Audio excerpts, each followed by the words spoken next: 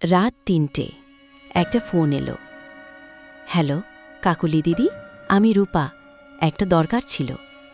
কাকুলি ঘুম থেকে উঠে বলল, রূপা এত রাতে? বল। রূপা বলল, আমার বাচ্চাটা ২ দিন ধরে শুধু আপনার নাম ধরে ডাকছে, বলছে কাকুলিমা কাকুলিমা, অথচ ও তো আপনাকে চেনে না। কাকুলি চুপ। দিদি? রূপা বলল, দিদি শুনছেন?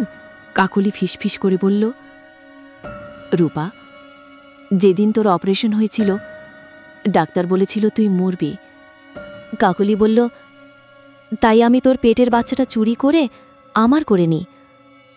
আমি চাইলেই তোকে বলতে পারতাম না। ওপাশে নীরবতা, তারপর একটাই শব্দ, তাই? তাই আমি মরেও শান্তি পাইনি কাকুলি। কল কেটে গেল। কাকুলি মোবাইলটা নামাতে গিয়ে দেখে স্ক্রিনে লেখা, রূপা মৃত ৭ দিন আগে।